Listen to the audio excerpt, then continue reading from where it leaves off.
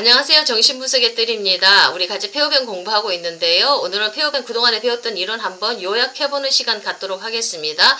자, 페어뱅의 이론의 중심은 바로 자아의 분열과 억압이지요. 자아의 분열과 억압 그 부분 한번 정리해보고요. 이 자아의 분열과 억압이 우리 인간관계에 어떤 영향을 미치는지에 대해서 잠깐 살펴보도록 하겠습니다. 자, 먼저 기본 내적인 심리 내적 상황입니다. 우리 인간의 기본 심리 내적 상황에 대해서 한번 요약 점검해보도록 하겠습니다. 첫 번째, 자아는 분열되어 있다고 얘기를 하고 있습니다. 페어뱅의 이론이죠. 철저하게 자아는 분열되어져 있고 파편화되어 있다는 그런 얘기입니다. 자, 기본 내적인 심리적 상황은 우울적 자리에 우선하는 분열성 자리라고 페어뱅이 강조하고 있는데, 그 전까지 프로이드나 멜라니 클라인의 정신구조 이론은 우울적 자리를 기초로 해서 발달했죠. 근데 페어뱅은 우리 심리구조는 그 이전에 먼저 분열성 자리가 있었다, 이렇게 정리를 하고 있습니다. 자, 그 다음에 두 번째, 우리가 이렇게 분열성이 만들어지는 거는 중심적 자아가 공격성을 사용하기 때문이라고 이렇게 얘기를 하고 있습니다. 자, 중심적 자아가 공격성을 사용해서 이렇게 부차적 자아들을 공격해서 자아의 분열이 발생하는데, 이 공격성이 중심적 자아로부터 부차적 자아들을 분열시키는 어떤 힘, 역동성을 제공한다고 얘기를 하지요. 이 부차적 자아, 리비도적 자아나 내적 파괴자를 얘기합니다. 이 부차적 자아들은 무의식에 있는 거지요. 그래서 억압되어지기가 쉽다고 이렇게 얘기를 하고 있습니다. 자, 그 다음에 세 번째, 리비도적 자아가 억압되어지기 쉽다면 다른 자아, 내적 파괴자지요. 내적 파괴자도 중심적 자아에 의해서 똑같이 취급될 수가 있다고 얘기를 하고 있습니다. 리비도적 자아만큼 내적 파괴자도 억압된다는 뜻입니다. 자, 이 결론은 억압은 1차적으로 나쁜 대상을 향하고 있다는, 내줘야 되는 나쁜 대상을 향하고 있다고 이렇게 페어뱅이 처음에 얘기했죠. 그런 자신의 이전의 견해와 모순되는 것처럼 보이지만 사실은 모순이 아니라고 얘기를 하고 있습니다. 부차적 자아들의 억압은 내재화된 나쁜 대상들의 억압에 따라오는 2차적인 것이라고 이렇게 얘기를 하고 있습니다. 자, 공격성은 1차적으로 리비도적 자아가 관계하는 흥분시키는 대상을 목표로 하고 있습니다. 그리고 흥분시키는 대상을 목표로 하고 있고, 2차적으로만 리비도적 자아 자체를 목표로 하기 때문에 모순되지 않는다고 얘기를 하고 있습니다. 중심적 자아 쪽에서 리비도적 자아를 억압하는 것을 흥분시키는 대상의 억압에 뒤따라오는 어떤 2차적인 것이라고 이렇게 페어뱅은 얘기를 하고 있습니다. 어찌됐든 공격성을 사용해서 억압을 한다는 얘기만 기억하고 계시면 될 것 같습니다. 조금 복잡하죠. 자, 그 다음에, 자, 억압을 일으키는 역동성은 공격성. 요거 중요한 겁니다. 자, 공격성은 리비도적 대상으로부터 충족되지 않은 리비도적 좌절 상태가 발생할 때 생기는 겁니다. 무슨 말이냐면, 내 리비도적 대상은 누구예요? 엄마지요, 엄마. 근데 엄마가 내게 충분할 만큼 내가 막 그 엄마를 향해서 사랑을 달라고, 애정을 달라고 막 이렇게 내가 막 그냥 리비도를 쏘았는데, 엄마가 내가 원하는 만큼 충족될 만큼 주지를 않지 않습니까? 그러니까 충족되지 않는 내 리비도적 좌절, 리비도가 좌절되니까 그때 아이가 화가 나거든요. 그럴 때 공격성이 올라와서 이렇게 자아들을 이렇게 중심적 자아로부터 이렇게 파편화된 자아들을 이렇게 부차적인 자아들을 이렇게 분열시키는 역동이 발생한다고 이렇게 말씀을 하고 있습니다. 리비도적 대상과의 관계에서 만족하지 못할 때 유아의 공격성이 올라온다는 얘기를 하고 있습니다. 그러니까 순한 아이들, 정말로 예쁜 아이들, 이렇게 정말 정서적으로 안정된 아이를 키우고 싶으면은 초기에 이 리비도적인 욕구를 많이 만족시켜 줄 때 우리 아이들이 그 공격성, 파괴적인 에너지가 나오지는 않겠지요. 그러니까 초기에 아이들한테 안정된 환경, 정서적인 질 좋은 양육을 해주는 게 그만큼 중요한 겁니다. 거기에 욕구가 좌절이 되면 아이 안에서 공격성이 올라와서요, 아이 자신 안에 있는 심리 구조들을 막 파괴시켜 버리거든요. 분열시켜 버리고 파편화시켜 버리거든요. 그러니까 아이 마음이 지옥이 되지 않습니까? 그렇게 돼서 구조가 잡힌 아이가 크면은 계속 까다롭거든요. 엄마를 계속 힘들게 하는 거거든요. 그러니까 아예 초기에 힘든 게 엄마들은 훨씬 더 편합니다. 자, 두 번째, 분열과 억압의 심리 구조가 우리의 인간관계에 미치는 영향에 대해서 한번 살펴보도록 하겠습니다. 우리가 왜 이렇게 분열과 억압을 이렇게 힘들게 공부할까요?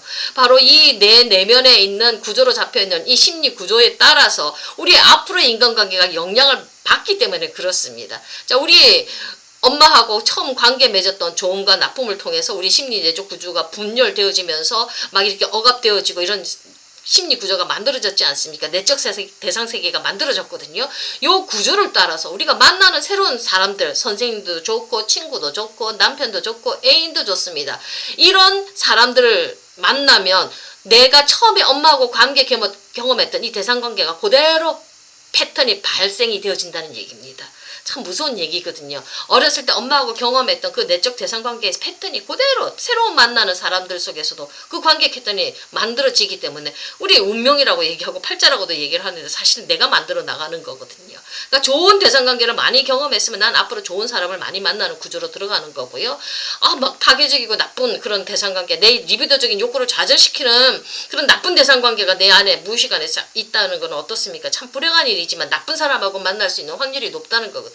이 구조를 따라서 그 관계가 재창조되어지는 거거든요. 그래서 우리가 이걸 안 하기 위해서 우리가 이런 어려운 공부들을 하는 거거든요. 이 내적 대상을 새롭게 바꿔놔야 되겠지 않습니까? 자, 요 부부관계, 특히 요 내적 대상 관계, 무의식적인 억압 대상, 이 나쁜 대상이 억압되어진 이 관계들이 부딪힐 때, 나도 저도 내 안에 나쁜 대상이 있죠. 리비도적인 욕구가 좌절되어져서 화가 났던 흥분시키는 대상들, 거절하는 대상들, 나쁜 대상이 내 안에 있습니다. 그러면 내 남편도 똑같은 구조를 가지고 있는 거거든요. 이 나쁜 대상과 나쁜 대상이 서로 만날 때, 무의식적인 역동이 펼쳐질 때 부부싸움이 진짜 전쟁이 되는 거거든요. 그 부분을 한번 살펴보도록 하겠습니다. 자, 부부가 큰 문제로 싸우는 거 아니거든요. 조그마한 문제로, 같은 문제예요. 그것도 똑같은 문제로 계속 싸움이 반복되는 겁니다. 요거는 바로 억압된 대상관계가 계속 반복되기 때문에 그렇게 나오는 겁니다. 무의식에 있는 구조라는 건 참 묘해서요. 반복 패턴을 만들어 나갑니다. 이게 해소가 안 되어지면, 해결이 안 되어지면 계속 반복해서 똑같은 거를 만들어 나가거든요. 그래서 무서운 거거든요. 이거 운명이고 팔자라는 얘기가 그렇게 나오는 겁니다. 자, 이 억압된 대상관계를 해체시켜야 되죠. 자, 여기 부부관계에서 계속 반복되어지기 때문에 똑같은 문제로 또 지겹도록 싸우는 겁니다. 같은 문제 가지고. 자, 억압된 대상은 단순히 나를 박해하고 거절하고 집착하고 요구하는 방식, 처음에 가졌던 그 방식보다 더욱더 강하게, 미묘하게, 좀 더 강력한 방식으로 우리 안에 살아 올라옵니다. 자, 그것은 부부 상호작용에서 전이 반응이라고 그러거든요. 내 어렸을 때 경험했던 것들이 남편을 통해서, 남편을 바라보면서 엄마하고 경험했던 나쁜 대상의 경험이 올라와요. 이걸 전이라고 그러거든요. 이건 남편도 있고 나도 있어요. 전이 반응으로 이렇게 올라오는 겁니다. 자, 그러니까 이게 이해할 수가 없는 거예요. 저 사람이 왜 저렇게 화를 내는지, 저 사람의 행동 방식을 이해할 수가 없는 거예요. 이해할 수 없는 어떤 상대방의 행동 방식으로 인해서 이게 상대방과의 의사소통, 상호작용이 심각해지고 경직되어진다는 겁니다. 요만큼 조금 화도 내고 말을 해도 될 건데 경로해버리거든요. 내 무의식적인 억압된 나쁜 대상이 자극되어지면 남편의 행동이 나의 그런 나를 거절했던 나쁜 대상이 무의식을 자극해버리면 그게 확 올라와서 조금 화를 내고 그냥 부드럽게 말을 해도 되는데 경로해버려요. 막 그냥 화를 그냥 폭포수 같이 쏟아내버리거든요. 그렇게 해서 부부싸움이 크게 나는 거지 않습니까? 그리고 또 우리 요즘 스토킹 애인을 거절했는데 너랑 다시는 안 사귀겠다 이렇게 해가지고 그 애인한테 안 만나겠다 얘기를 했을 때 어떻습니까? 스토커들 막 따라가서 나를 거절했다 그래가지고 죽이기도 하고 아주 심각한 그런 위해를 강하는 이런 이야기들이 우리 신문에 많이 나오지 않습니까? 그거 그냥 그렇게까지 할 필요 없지 않습니까? 그건 뭐냐면 그 사람 내부 안에, 내면 안에 자기를 거절하는 나쁜 대상이 자극이 되어지기 때문에 그 여자를 그한테 그렇게 해를 끼치는 거거든요. 그러니까 내 안에 해결되지 못했던 그런 것들이 그런 문제들을 만들어 나간다는 겁니다. 그거는 애인관계뿐만 아니라 부부관계도 있습니다. 예를 들어서 자, 이 남편은 무의식적인 그런 리비도적인 자아가 거절하는 대상, 어머니 대상을 포함하고 있어요. 나쁜 대상. 엄마는 항상 나를 거절해요. 나를 무시하고 거절해요. 근데 항상 자아는 대상을 향해서 가고 있지 않습니까? 이 리비도적 자아, 사랑을 갈구하는 이 리비도적 자아가 거절하는 어머니 대상을 포함하고 있다며. 자, 근데 자기 아내는 지금 굉장히 독립심이 강한 여자예요. 근데 그 여자는 혼자서 뭔가를 하려고 하는데, 자기 일을 해나가려고 하는데, 정상적인 관계 패턴을 보이는데, 남편은 그 여자를 보면서 어떻게 하냐면은, 우리 마누라는 일을 잘하고 열심히 자기 일을 잘하는 독립적인 여성이야. 이렇게가 되는 게 아니라, 내 무의식이 자극되어져서 뭐라고 생각하냐면, 저 여자는 나를 버리는 사람이야. 나를 거절하는 사람이야. 이렇게 느껴진다는 거예요. 오인해서 느껴지는 겁니다. 패턴이 바뀌었지요. 아내는 어머니 역할을 맡는 있는 거고요. 이 사람은 항상 거절당하고 상처를 받는 아이의 입장에 서서 이렇게 관계 패턴을 맺어 나가는 겁니다. 그러니까 아내가 계속 섭섭하지요. 나를 거절했고 나를 버렸다고 생각하기 때문에 이 아내한테 대한 분노는 말할 수가 없겠지요. 그리고 또 이 사람이 또 어떤 친밀함에 대해서 엄마하고 초기에 가졌던 친밀함에 대해서 이게 뭔가 불편했고 두려워했다면 엄마가 따뜻한 사랑을 안 줬으니까 이게 따뜻한 피부 접촉하고 이런 스킨십하고 이렇게 친밀함을 가지는 게 이 사람은 두려웠다면 이게 두려웠다면 아내와의 관계에서도 똑같은 반응을 드러내요. 그래서 아내가 자신을 나를 우리 아내가 버린다. 우리 아내가 나를 돌보지 않는다. 거절한다. 이렇게 말은 하면서도 아내가 자신하고 어떤 친밀감을 원치 않는다고 자기 스스로가 왜곡된 생각을 가져버리는 거예요. 자기 안에 있는 문제거든요.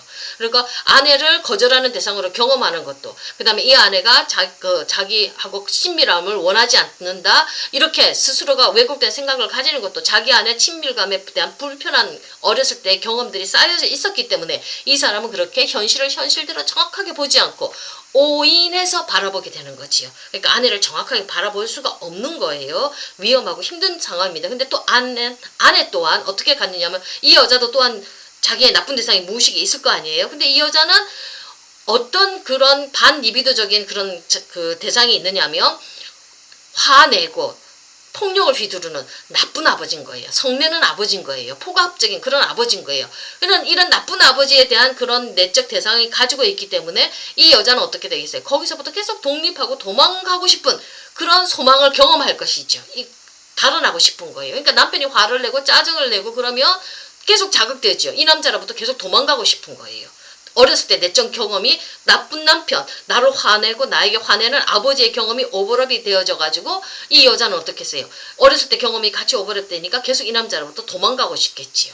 그러니까 그리고 또 자기가 독립성을 향해서 독립성을 가지고 바깥으로 향해 나가는 자기 일 열심히 하는 자기 자신을 이해 못하는 그 남편도 진짜 이 여자는 이해를 못하는 거예요. 남편의 내적 세계를 이해하지 못하니까. 그러니까 계속 잔소리하고 화를 내는 남편에 대해서는 이 여자는 우리 아버지하고 똑같은 것들이 오버랩이 되어져서 이 남편이 점점 더 싫어지는 거예요. 그러면서 서로 싸우는 거예요. 반복해서.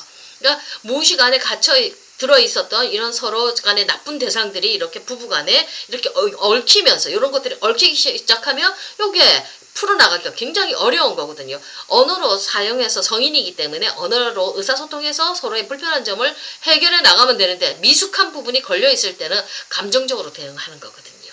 그래서 생각으로 언어로 이렇게 표현을 하는 게 아니라 굉장히 폭발적인 감정들로 이렇게 하기 때문에 싸움들이 잦고 요거를 미숙한 자아들이 부딪히기 때문에 요거를 해결해 나가는데 굉장히 또 미숙하거든요. 그러니까 전문가의 도움을 받아서 이렇게 되는 건 현실적인 네 남편, 아내를 보는 게 아니라 어렸을 때 네 감정이 전이되어 올라와서 지금 너의 아내에게, 너의 남편에게 네가 화를 내는 거다. 이렇게 정확하게 볼 수 있도록 해주면서 이 관계들을 치료해 나가죠. 이게 바로 부부치료의 핵심이거든요. 이런 관계 패턴이 무의식이 억압된 내적 대상이 해결이 안 되어지면 이게 부부관계뿐만 아니라 자식에게도 가는 거거든요. 나쁜 내 대상을 자식에게 투사해서 자식을 괜히 미워하고요. 다른 자식 다 이쁜데 요 아이만 또 미워하는 경우도 있거든요. 그러니까 자식과의 관계, 그 다음에 친구 간의 관계 속에서 이런 관계 패턴이 반복되어진다고 이렇게 예를 들어서 제가 한번 설명해 드렸고요. 다음 시간에 또다시 이론 가지고 같이 공부해 보도록 하겠습니다. 감사합니다.